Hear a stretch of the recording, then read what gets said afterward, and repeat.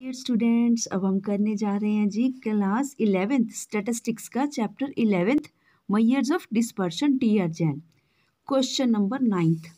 देखिए बच्चे, जब भी कोई क्वेश्चन करना स्टार्ट करना है, थोड़ा सा उसको अच्छे से एनालिसिस इंटरप्रेट करने की क्या गिवन है डाटा, स्पेसिफिकली स्टैटिस्टिक्स के केस में जब आपने स्टैटिस्टिक्स का चैप्टर की क्वेश्चंस न्यूमेरिकल्स करने हैं, ठीक है जी। Because of that there are so many formulas in complete book. After that, the various types of series as like individual, frequency, continuous. After that grouped data अलग है, ungrouped data अलग है। ungrouped data में only individual series आती है and grouped data में frequency series यानी कि जो सेकंड नंबर वाली सीरीज है डिस्क्रीट सीरीज वो भी आती है और कॉन्टीन्यूस भी आती है, ठीक है। हम डिफरेंट पर्सपेक्टिव से डिफरेंट वे से सोच के फिर अपना क्वेश्चन स्टार्ट करेंगे। बच्चे एक्चुअली क्या है, इस बुक में मीन डेविएशन के जो क्वेश्चंस हैं सिस्टमेटिक वे में नहीं है गिवन यहाँ पर। I means to say that systematic मतलब पहले इंडिविजुअल सीरीज के होने चाहिए थे जैसे कि, है ना।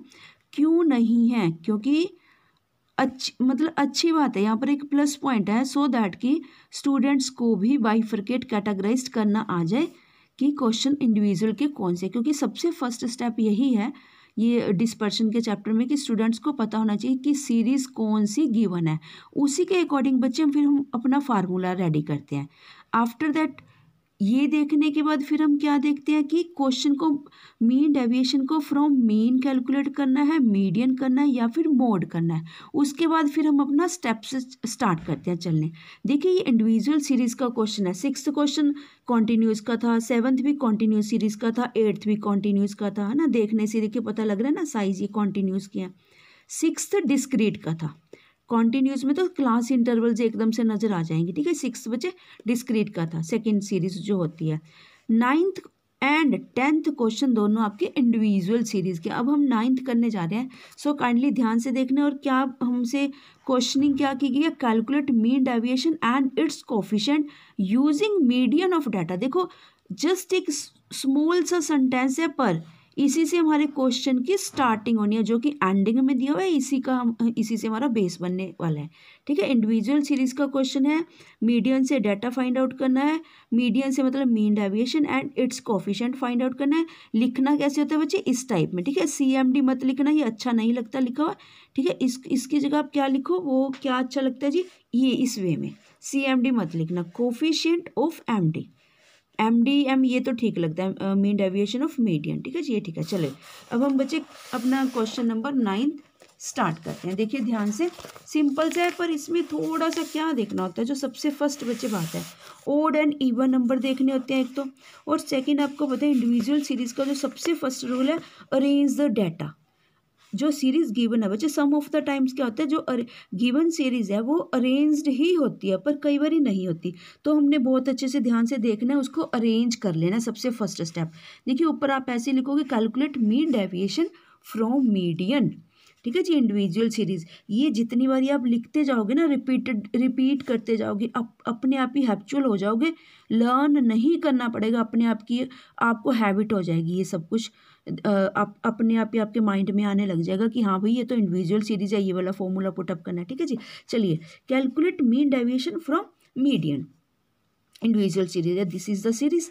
गिवन डाटा, अब हम सेटिंग करते हैं A नंबर से। देखिए the given data is an individual series, therefore to calculate median मतलब क्या करना पड़ेगा हमें, we firstly arrange the data in ascending order. This is done as follow. चलिए कर दिया हमने अरेंज, ये कर दिया अरेंज बच्चे, अरेंज करें डाटा।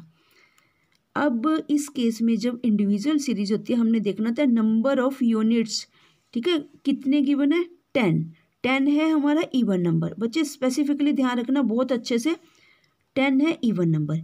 इवन नंबर के केस में बच्चे देखिए, इवन नंबर हमें थोड़ा सा क्या परेशान करता है, मीडियन का जो मीडियन की डेफिनेशन है, मीडियन क्या कहती है, हाफ पार्टीशन कर दीजिए वैल्यूज़ का। हाफ तो कर दिया पर मिड वैल्यू गायब होगी, यहाँ पर मिड है ही नहीं। अगर 11 आइटम्स होती ना, बड़े आराम से 5 को हम लेफ्ट साइड रख देते, 5 आइटम्स को राइट साइड, जो सेंटर की एक आइटम बचती वही हमारा मीडियन बन जाती। पर इस केस में क्या होता है, जब n मतलब 10 आइटम्स होती हैं, क्योंकि मीडियन होता है सेंटर की वैल्यू, मीडियन होता है, मीडियन का मीनिंग होता है सेंटर की वैल्यू को हम मीडियन मानते हैं, यहाँ पर नहीं है।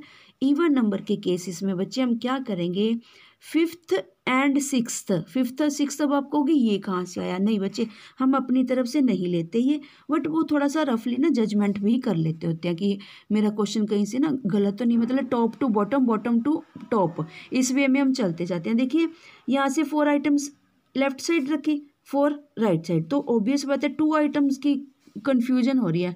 तो वैसे तो देखो वर्बली, बट हमें रिटर्न वे में डॉक्यूमेंटेशन वे में लिखना पड़ेगा।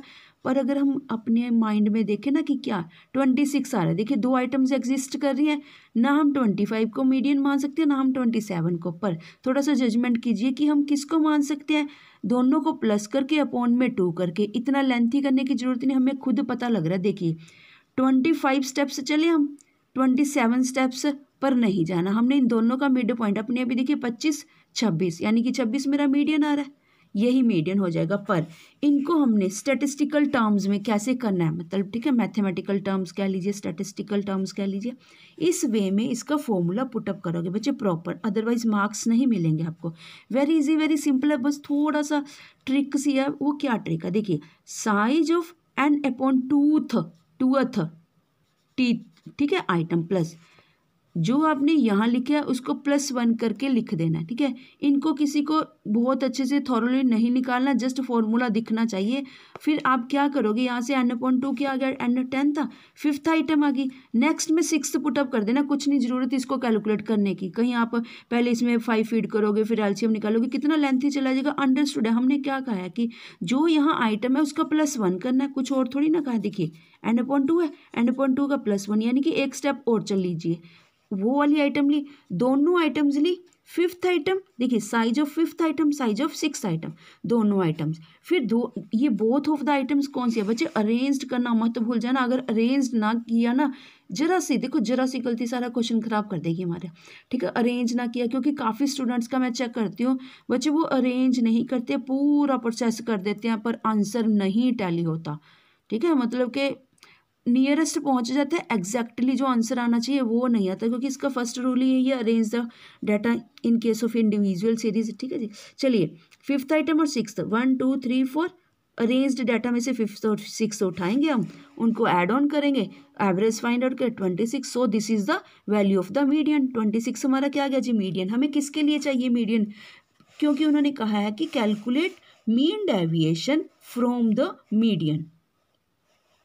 चलिए अब नेक्स्ट देखते हैं जी।